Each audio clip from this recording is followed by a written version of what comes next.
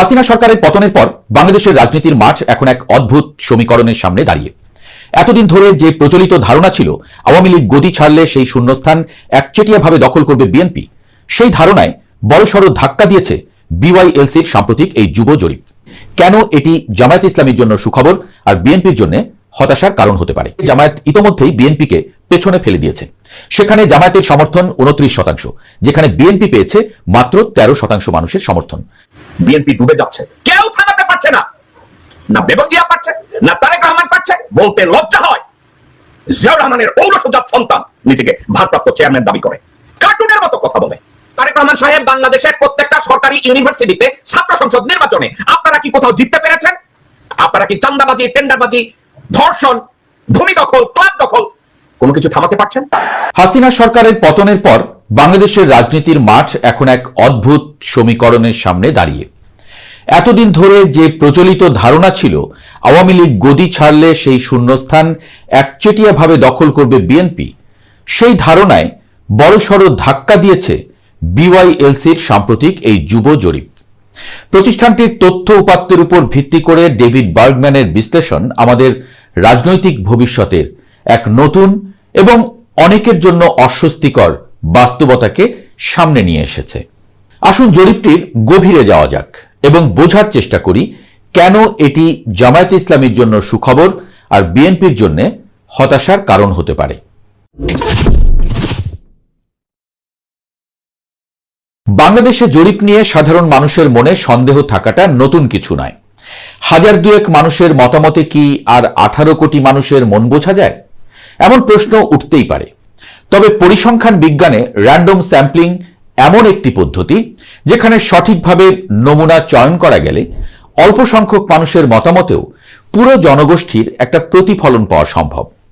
বিওয়াইএলসি গত 10 থেকে 25 অক্টোবর পর্যন্ত সারা দেশের 2545 জন তরুণের উপর এই জরিপটি চালিয়েছে।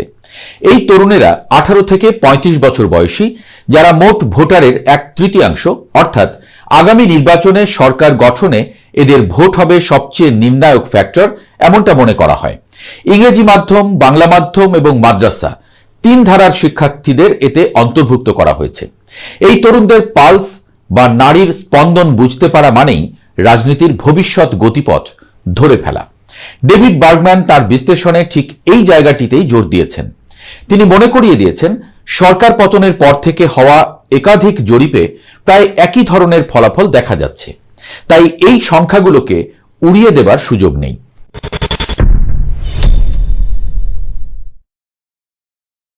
জরিপের সবচেয়ে বিস্ফোরক তথ্যটি হল বিএনপি ও জামায়াতের বর্তমান অবস্থান।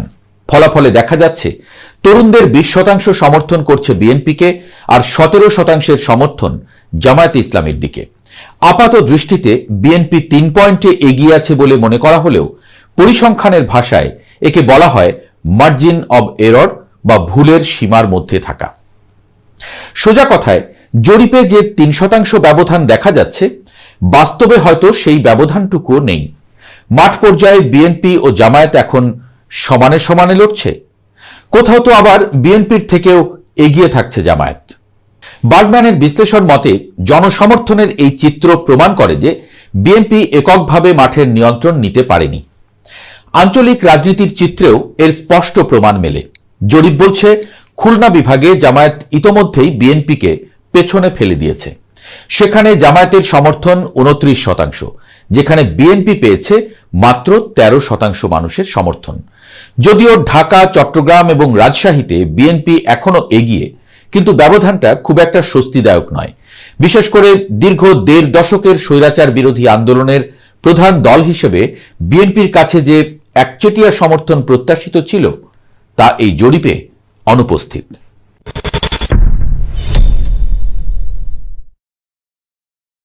একাত্তরের ভূমিকা এবং যুদ্ধাপরাধের দায়ে অভিযুক্ত দল হিসেবে জামায়াতে ইসলামীর যে নেতিবাচক ভাবমূর্তি আছে, তা কি মুছে যাচ্ছে? বিওয়াইএলসি এর জরিপের ফলাফল অন্তত তেমনই ইঙ্গিত দিচ্ছে। মাত্র 1 বছরের ব্যবধানে একটি কোণঠাসা দল থেকে মূলধারার রাজনীতিতে এমন প্রতাপশালী ফিরে আসা বিশ্লেষকদের কপালে ভাঁজ ফেলার মতোই ঘটনা।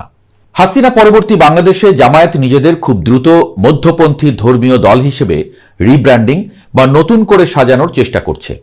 তাদের এই কৌশল তরুণ প্রজন্মের একাংশের কাছে গ্রহণযোগ্য হচ্ছে বলে মনে করা হয়, বিশেষ করে সামাজিক শৃঙ্খলার প্রশ্নে এবং দলীয় কর্মীদের নিয়ন্ত্রণের ক্ষেত্রে জামায়াত এখন পর্যন্ত বিএনপির চেয়ে বেশি সুশৃঙ্খল ভাবমূর্তি বজায় রাখতে পেরেছে। বার্গম্যান উল্লেখ করেছেন 17% সমর্থন নিয়ে জামায়াত এখনই এককভাবে সরকার গঠনের মতো অবস্থায় নেই সত্য, কিন্তু তারা এখন আর কিং মেকার নয়, বরং নিজেরাই কিং হওয়ার দৌড়ে সামিল হয়েছে। ফার্স্ট পাস্ট দ্য পোস্ট বা সর্বাধিক ভোট প্রাপ্তির ভিত্তিতে বিজয়ী হওয়ার সিস্টেমে এই 17% ভোট যে কোনো আসনে জয় পরাজয় নির্ধারণে বড় ভূমিকা রাখবে।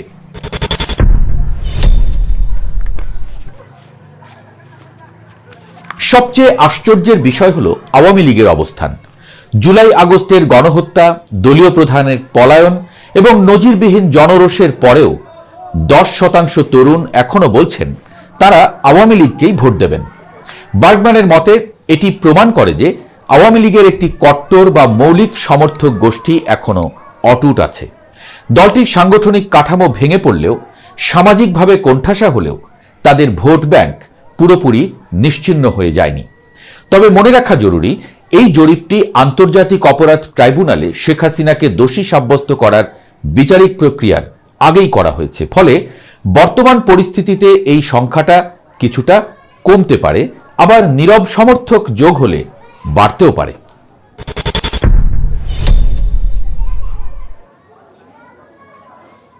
জরিপের সবচেয়ে বড় ব্ল্যাক বক্স বা রহস্যময় অংশটি হল সিদ্ধান্তহীন ও নীরব ভোটাররা। প্রায় 30% তরুণ এখনো জানেন না তারা কাকে ভোট দেবেন, আর 18% তরুণ তাদের মতামত জানাতে অস্বীকৃতি জানিয়েছেন। এই 18%-এর মধ্যে একটি বড় অংশ লুকায়িত আওয়ামী লীগ সমর্থক হতে পারেন বলে ধারণা করা হচ্ছে। যদি তাই হয়, তবে আওয়ামী লীগের প্রকৃত জনসমর্থন 19 থেকে 20% গিয়ে ঠেকতে পারে, যা বিএনপি বা জামায়াতের বর্তমান সমর্থনের সমান। তবে এখানে একটি চমকপ্রদ সমীকরণ তুলে ধরেছেন বার্গম্যান। ধরুন আওয়ামী লীগ নির্বাচনে অংশ নিতে পারল না, তখন তাদের এই বিশাল ভোট ব্যাংক কোথায় যাবে? জরিপ বলছে সাবেক আওয়ামী লীগ ভোটারদের অনেকেই বিএনপিকে পছন্দ করছেন না, বরং স্থানীয় পর্যায়ে বিএনপি নেতাকর্মীদের আগ্রাসী আচরণ বা প্রতিশোধ পরায়ণতার কারণে আওয়ামী লীগের সমর্থকরা জামায়াতকে কম খারাপ বিকল্প হিসেবে বেছে নিতে পারেন। বিশ্লেষণে উঠে এসেছে আরও এক অদ্ভুত রাজনৈতিক মনস্তত্ত্ব। আওয়ামী লীগের একাংশ মনে করতে পারে জামায়াত ক্ষমতায় এলে অন্তত এটি প্রমাণ হবে যে ধর্মভিত্তিক রাষ্ট্রের উত্থান ঠেকাতে আওয়ামী লীগই একমাত্র বাধা ছিল। নিজেদের এই দীর্ঘদিনের ন্যারেটিভ বা বয়ানকে সত্য প্রমাণ করতেই তারা কৌশলে জামায়াতকে ভোট দিতেও পারে। এছাড়া স্থানীয় কোন্দলে বিএনপির হাতে মার খাওয়ার চেয়ে জামায়াতের আশ্রয় থাকাকে তারা বেশি নিরাপদ মনে করছেন।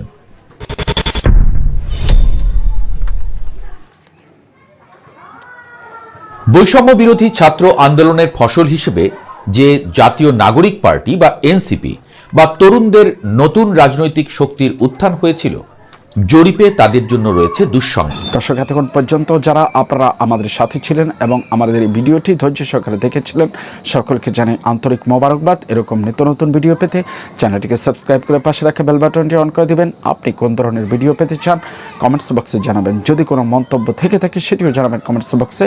আজকের মতো এখানে বিদায়।